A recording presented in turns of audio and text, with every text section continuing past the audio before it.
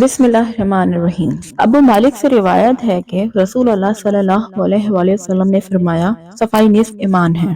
دوستو، آج کی ویڈیو میں ہم جائزہ لیتے ہیں کہ کون سی صفائی نصف ایمان ہے، کیا ظاہری یا باطنی؟ اگر ظاہری صفائی مراد ہے تو پھر آج کل بڑے بڑے جاگیردار، کوٹھیوں والے، گاؤں والے ہم سے آگے نکل گئے ہیں، کیونکہ ان کے کپڑے، ان کے گھر، ان کے بستر، ان کے برتن، گویا کہ ان کی ہر چیز عام لوگوں کی نسبت زیادہ صاف اور چمکدار ہے۔ پھر عام مومنین اور مسلمین تو اس نعمت سے محروم رہ جائیں گے، کیونکہ وہ لوگ مالی لحاظ سے کمتر ہوتے ہیں۔ کپڑے زیادہ نہ ہونے کی وجہ سے اکثر ایک ہی جوڑے پر گزارا کرنا پڑتا ہے، اور مکان بھی چھوٹے ہوتے ہیں، کوئی نوکر چاکر نہیں ہوتے جو کہ ہر وقت گھر کو صاف ستھرا رکھیں۔ تو پھر سوچنے کا مقام ہے کہ وہ کون سی صفائی ہے جسے رحمت للعالمین یہ فرمان کے مطابق نصف ایمان کہا گیا ہے۔ دوستو، وہ ہے ظاہری اور باطنی دونوں طرح کی صفائی، جس میں زیادہ تر باطنی صفائی کا عمل دخل ہے۔ دوستو، اگر ہم مسلمان ہیں تو اس کے تقاضوں کو مد نظر رکھتے ہوئے ایک مسلمان کا کردار مندرجہ ذیل بیماریوں سے پاک اور ظاہر ہونا چاہیے۔ نمبر 1، عقیدہ شرک سے پاک ہو۔ نمبر 2،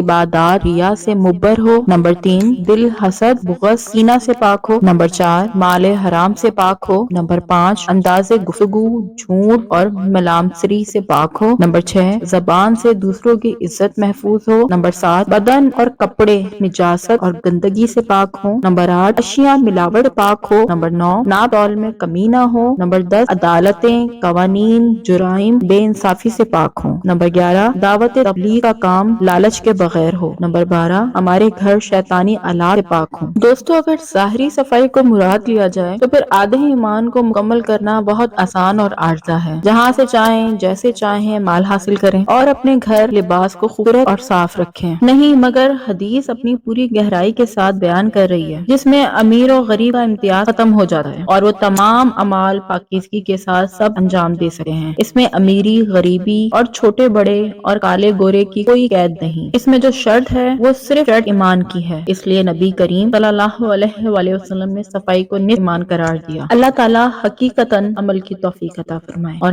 ہمیں اور ہمارے گھروں کو حقیقی صفائی سے متصف فرمائے، کیونکہ سچا تزکیہ نفس ہی اس صفائی کی اصل روح ہے، جس کا حدیث مبارکہ میں ذکر کیا گیا ہے۔ اللہ تعالیٰ ہم سب کو صفائی نصف ایمان والا بنائے۔ آمین ثم آمین۔